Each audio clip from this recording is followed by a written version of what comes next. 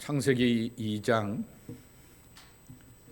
7절서부터 9절까지 있는 말씀, 우리 한 목소리로 함께 받들어 봉독하도록. 여호와 하나님이 땅의 흙으로 사람을 지으시고 생기를 그 코에 불어넣으시니 사람이 생명이 되니라.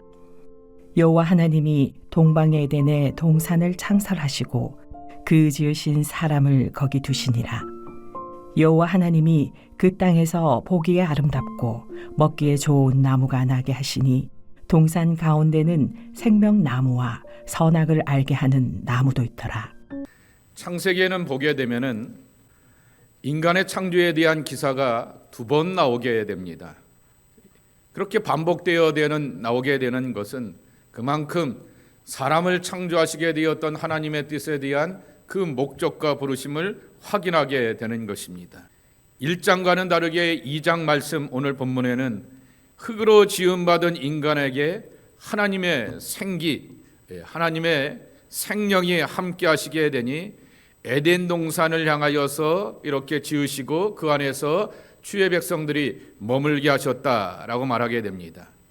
에덴 동산이라고 하는 히브리어 단어가 칸이라고 하는 단어인데요, 울타리에 쌓인 안전한 장소라고 하는 의미를 갖고 있게 됩니다. 하나님께서 에덴 동산을 창설한 이유, 여기에 보게 되면 성경에 보면 창설하였다 말하게 되는데 영어 성경에 보게 되면 플랜트라고 이렇게 나와 있게 됩니다. 교회를 개척할 때 플랜팅 처치라고 말하게 됩니다. 이렇게 시작하고 출발하게 되는 것이죠. 그 창조된 하나님의 백성들과 더불어서 교제하기 위함이 바로 교회의 존립의 이유라고 하는 것입니다. 울타리라고 하는 이 단어, 이 에덴 동산이 울타리라고 하게 되었는데 당시에 또 함께 있게 되었던 중동의 또 다른 고대 언어였던 페르시아로 보게 되면은 이 말이 바로 파라다이스, 낙원이 된다라고 하는 것입니다. 그래서 에덴 동산을 향하여서 낙원이라 이렇게 말하기도 하게 되는 것입니다. 이처럼 하나님께서 인간들에게 낙원을 허락하신 이유는 분명합니다. 하나님의 울타리 안에서 안전한 근본 교제가 목적이라고 하는 것입니다. 창세기 1장 26절에 보게 되면은 첫 번째 창조기사, 인간에 대한 창조기사에 보게 되면은 세 번역에 이렇게 말씀하고 있습니다. 하나님이 말씀하기를 우리가 우리의 형상을 따라서 우리의 모양대로 사람을 만들자. 그리고 그가 바다의 고기와 공중의 새와 땅에 사는 온갖 들짐승과 땅에 기어다니는 모든 길짐승들을 다스리게 하자 하시고 라고 하시면서 인간을 창조하신 목적을 말하게 됩니다. 여기서 말하게 되었던 하나님이 말씀하신 우리라고 하는 단어에 대해서 집중할 필요가 있게 되는데요, 어제 새벽 예배 때도 잠깐 말씀을 드리게 되었던 것처럼 우리는 전통적으로 우리라고 말하게 되는 것을 삼위일체 하나님의 그 교리로 이해하게 되는 것입니다. 삼위일체 교리는 AD 325년 니케아 공회에서 그렇게 나오게 되었습니다. 그리고는 지금의 이렇게 모든 우리가 고백하게 되었던 이 사도신경에 대한 그 고백 속에서 담겨지게 되었던 것이 콘스탄티노플로스라고 하는 그 공의회에서 완성이 되게 되었던 것이 근 400년이 채 안 되는 그러한 시대라고 하는 것입니다. 그러면은 초대교인들은 어떻게 이 창세기에 나오는 말씀에 우리를 어떻게 이해하였을까라고 하는 것입니다. 그리고 우리가 잘 알듯이 유대교인들은 어떻게 하나님께서 우리가 우리의 형상대로 말하게 되었을 때 그들은 삼위일체 교리를 믿지 않지 않습니까? 그러면 그것을 이해하게 되었을까라고 하는 것입니다. 첫째로는 하나님이 인간을 창조하시되 깊이 생각하고 오랜 정성을 모아 창조하셨다라고 하는 것입니다. 한 세대 구약학 교수인, 최근에 한국에서 가장 활동이 많은 학자 가운데 하나가 바로 차준희 교수라고 하는 것인데요, 그분의 표현대로 하면은 하나님께서 심사숙고하신 다음에 인간을 창조하시게 되었다라고 하는 것입니다. 예가 되는 것이 창세기 11장 7절 말씀의 바벨탑 사건입니다. 자, 우리가 내려가서 자기들의 이름을 높이 하려고 하게 되었던 그들의 언어를 혼잡하게 하여 그들이 서로 알아듣지 못하게 하자 하시고 그랬습니다. 자, 우리가 가자. 이것들이 자꾸만 땅 위에서 자기들의 이름과 명성과 영광을 높이려고 하게 되니 하늘에 하나님께서 우리가 내려가서 라고 이렇게 말씀하시게 되었다라고 하는 것입니다. 하나님은 스스로 결정하시기 전에 깊이 생각하시고 뜻을 정하셔서 이루셨다라고 하는 것을 말씀하게 되는 것입니다. 그러니 우리가 우리의 형상대로 우리의 뜻과 모양을 담아서 사람을 창조하자라고 하게 되었을 때 우리 이 속에 담겨졌던 그 뜻은 하나님이 나를 창조하시되 one of them, 세상의 많은 것들 가운데 하나, 수많은 피조물 가운데 하나, 기는 것들과 곤충들과 짐승들 가운데 하나로 나를 창조하신 것이 아니라 깊은 하나님의 생각과 뜻과 모양을 담아서 나를 창조하셨다라고 하는 것입니다. 두 번째가 현대 신학자들의 한결같은 이야기인데요, 하나님의 코이노니아입니다. 코이노니아가 무슨 뜻이죠? 교제라고 하는 것입니다. 교제하는 원하는 모습을 보여주기 위한 설명이라고 하는 것입니다. 우리가 우리의 형상대로 이렇게 사람을 만들자라고 말씀하시게 되었던 이유는 대화의 복수형이라고 하는 것입니다.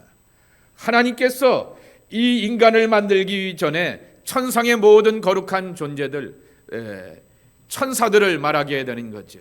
그리고 우리가 훗날에 확인하게 되었던 삼위일체 하나님의 이 모습이라고 하는 것이죠. 회의와 대화를 통하여서 사람을 창조하시게 되었다라고 하는 것입니다.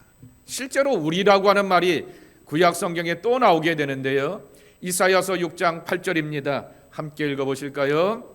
주께서 이르시되 내가 누구를 보내며 누가 우리를 위하여 갈꼬 하시니. 여기서 우리라고 하는 말이 또 등장하게 되는 것입니다. 하나님의 형상입니다. 이 형상이라고 하는 것을 우리는 이마고 데이라고 하는 신학적인 단어 때문에 내면을 생각하게 되지만은 어제 새벽에도 말씀을 드렸듯이 외면이라고 하는 것입니다. 그리고 하나님의 모양대로라고 하는 것은 반대로 내면을 말하게 되는 것이죠. 겉과 속이 바로 하나님의 것을 그대로 담게 되었는데, 이렇게 사람을 창조하신 이유는 우리와 함께 에덴 동산 낙원에 거니시면서 교제하기를 가장 기뻐하신다라고 하는 그 뜻을 담고 있게 되는 것입니다. 오랫동안 깊이 생각하며 인간을 창조하셨다라고 하는 말씀은 인간의 가치가 허무한 것이 아니다라고 하는 것입니다. 중동의 고대 신화 속에서 인간의 창조는 신들의 잡일을 대신하기 위하여서 사람이 창조되었다, 허드렛 일을 대신하기 위함이라고 설명하고 있게 되지만은 성경이 말하는 인간에 대한 하나님의 깊은 창조의 과정의 모습들을 지켜보게 되면서 나의 가치가 얼마나 소중하고 뜻깊은가라고 하는 것을 다시 한번 확인하게 되는 것입니다.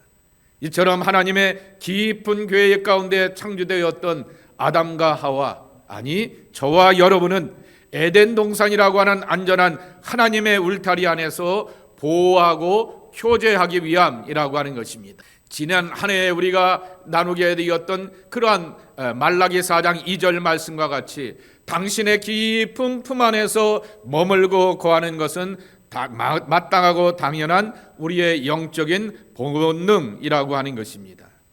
그러면 우리의 삶이 어떻게 이 땅에서 예비되고 준비되었는가라고 하는 것입니다. 하나님과 함께 거니는 삶, 이것이 바로 낙원의 삶이라고 하는 것입니다. 에덴 동산을 복원해 주세요라고 말하게 되지만은 그것을 보내고 나서, 인간을 내보내고 나서 그것을 천사들을 통하여서 이렇게 막아놓게 되었지만은 이 땅에 수많은 예언자들을 보내주시고 메시아 되시는 예수 그리스도를 우리 가운데 보내주시면서 우리에게 확인시켜 주게 되었던 것은 오늘도 나는 너와 함께 걷고 싶어 라고 하는 하나님과 함께 거니는 삶이 우리에게는 준비되어 있다라고 하는 것입니다. 첫 창조의 기쁜 소식, 우리는 울타리의 사람들이라고 하는 것입니다. 유명한 교육학의 이론 여러분 기억하시죠? 아이들이 자라기 위해서는 울타리가 필요하다 말하게 되었는데 그것이 애들만 그렇겠습니까? 하나님의 백성들 모든 사람들은 그분의 날개 아래 보호받고 함께 품에 안겨 거니는 사람들이 되어야 한다라고 하는 것입니다.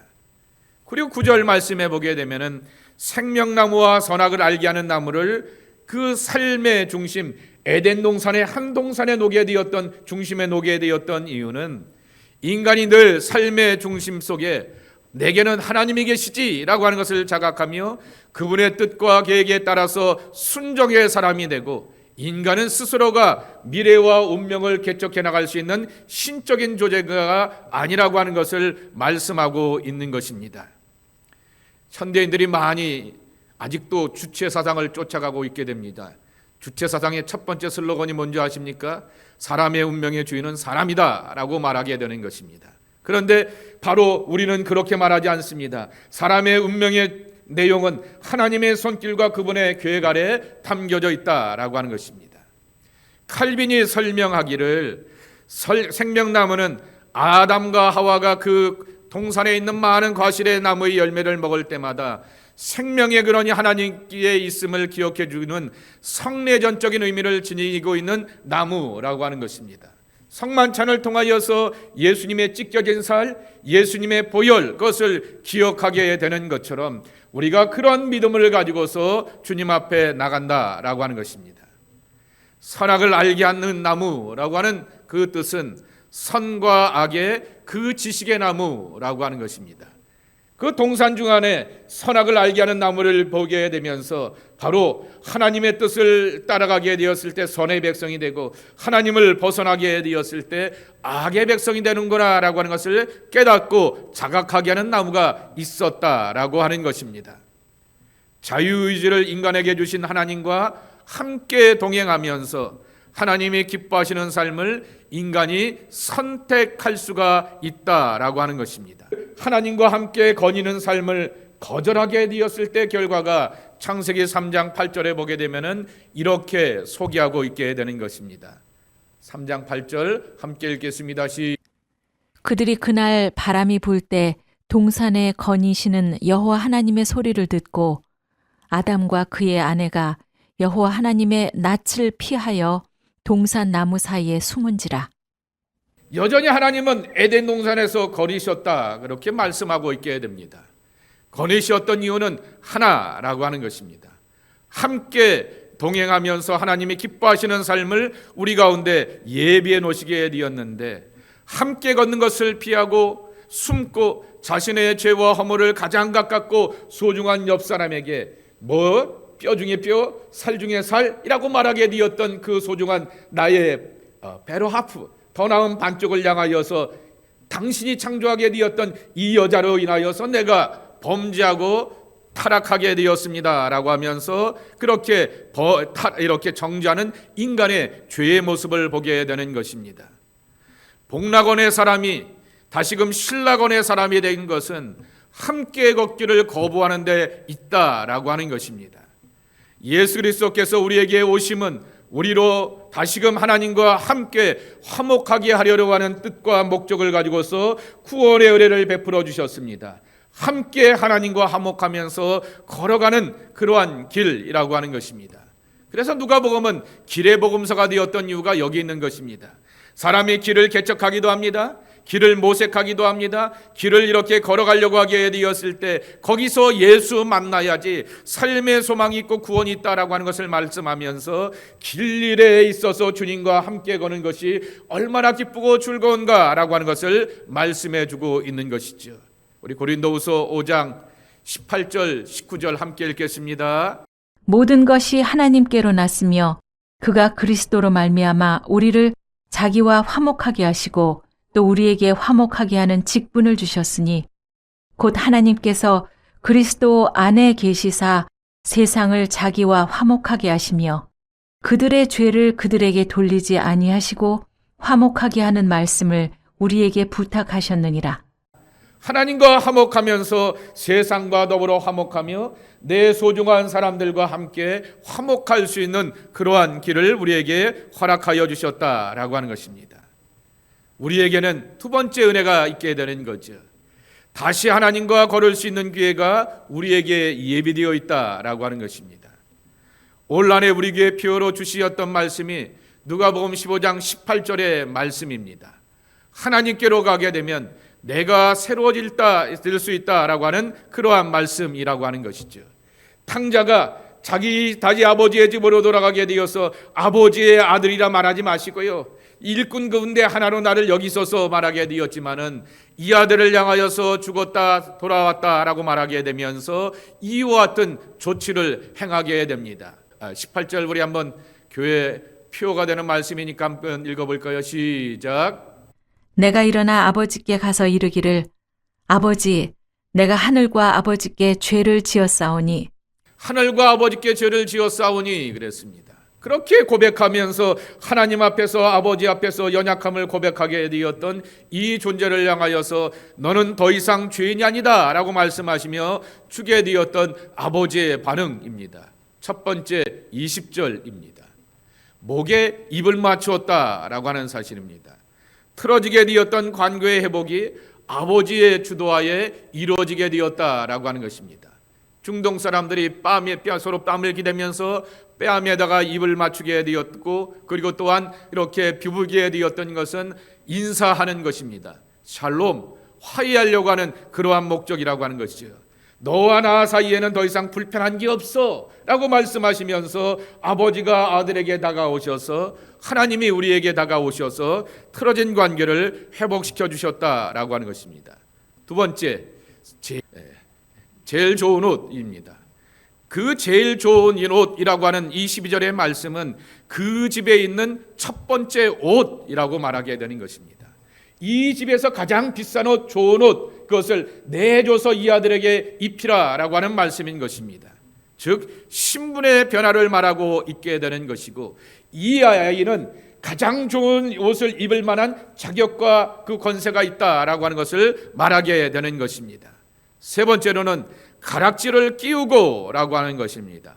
그 말은 아버지의 권한을 아들에게 위임한다라고 하는 것입니다. 창조기사에서 보게 되었던 것처럼 반복되는 1장에도 말씀하기를 다스리고 정복하며 주관하라 말하게 되었고요. 그리고 또한 2장의 말씀에 보게 되면은 좀 이따도 이렇게 보게 되겠지만은 경작하라 이렇게 말씀에 나오게 되는데, 경작하는 축복이 다시금 아들에게 돌아오게 되었다라고 하는 말씀이라고 하는 것입니다. 그리고 네 번째, 신을 신기라라고 이렇게 말씀하게 되었는데, 더 이상 종의 신분이 아니라 자유인이 되고 존귀한 주인의 아들이 되어서 아버지 안에서 완전한 자유를 누릴 수 있게 되었다라고 하는 그러한 말씀이라고 하는 것입니다. 왜냐하면 이 신발은 아무나 신는 게 아니라 종은 신을 수 없고 아들과 그 집에 있어서 중요한 지체들이 신을 수 있는 것처럼 아들로서 이 신발을 신고 당당하게 세상을 향하여서 발걸음을 내딛는 존재가 되어라 라고 말하게 되는 것입니다. 그리고 24절 말씀에 보게 되면은 죽었다가 살아났다라고 하는 말씀은 영적인 죽음에서 벗어나 부활하였다라고 하는 말씀입니다. 잃었다가 다시 얻었다라고 하는 말씀은 아버지와 아들이 분리되어 있지만은 더 이상 분리되어 있는 것이 아니라 연합하고 결합하여서 단단히 재연결되어 있음을 말하게 되는 것입니다. 다시금 돌아와 하나님의 자녀들에게는 이와 같이 낙원의 약속이 이 땅 위에서 경험될 수 있다라고 하는 것입니다. 루터가 인간의 삶을 이렇게 정의하게 됩니다. 인간은 말에 오르다가 오른편으로 떨어지게 되었다가 다시금 왼쪽으로 떨어지게 되는 어느 주정뱅이와 같다라고 말하게 되는 것입니다. 그렇기 때문에 이 모세가 하나님의 부르심과 비전을 가득하게 되었던 여호수아를 향하여서 뭐라고 신신당부합니까? 자로나 우러나 치우치지 말라 말하게 됩니다. 이 여호수아가 배운 노하우가 얼마나 많은데요. 그리고 자기의 위대한 스승이 되었던 모세를 40년 쫓아다니게 되면서 배우게 되었던 신앙과 삶의 가치와 그리고 또한 철학이 얼마나 단단한데도 불구하고 너는 자로나 우러나 치우치지 말라라고 말하게 됩니다. 그것이 바로 인간이라고 하는 것입니다.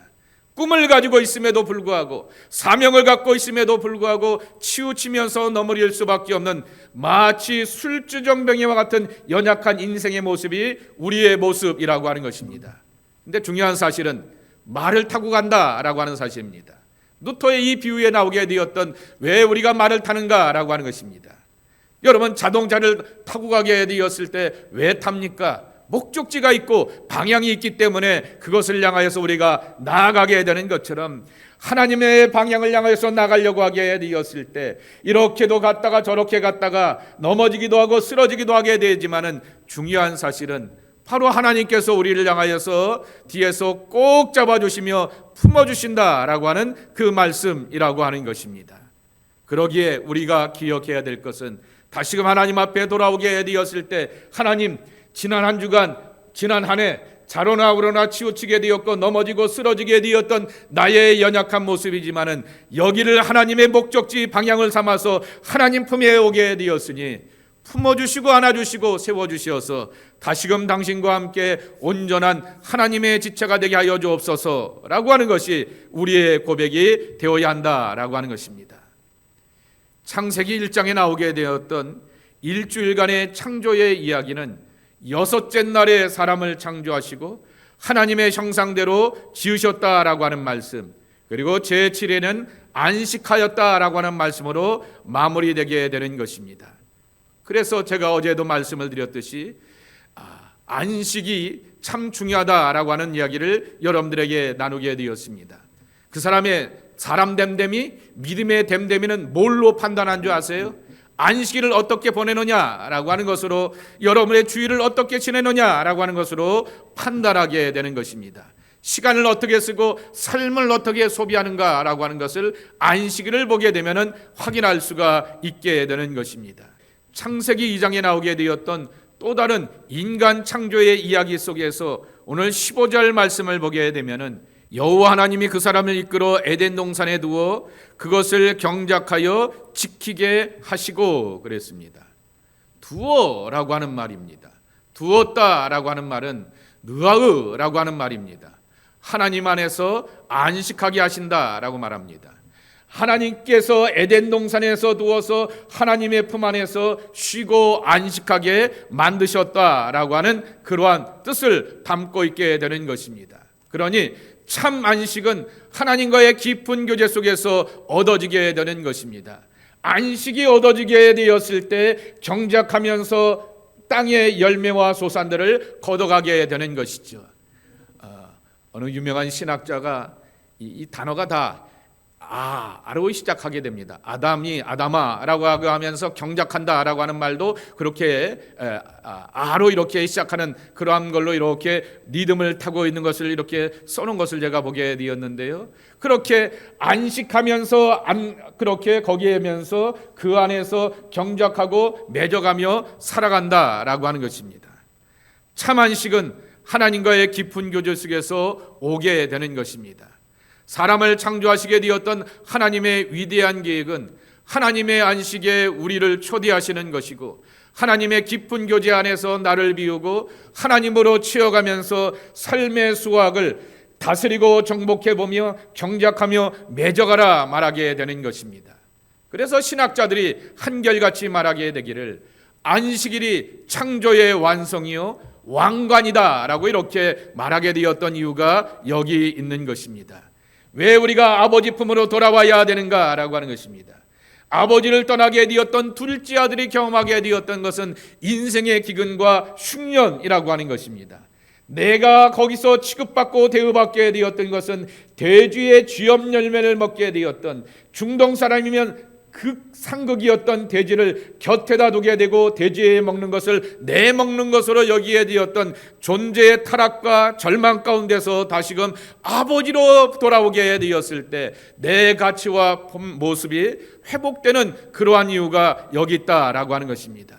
그러기에 올 한 해도 다시금 하나님 아버지께 돌아와 그분이 주시는 평안과 안식을 얻는 여러분 되길 축복합니다. 그 안에서 생명과 위로를 받는 하나님의 백성들이 되길 원합니다. 그래서 지금도 하나님은 당신의 백성들을 창조하고 있다라고 하는 것입니다. 그분 안에서 만들어 가시고 이뤄 가시는 창조의 아름다운 손길과 섭리를 오늘도 아버지 품 안에서 만나고 누려가는 하나님의 사람들이 저와 여러분의 모습이 되기를 예수님의 이름으로 간절히 축복합니다.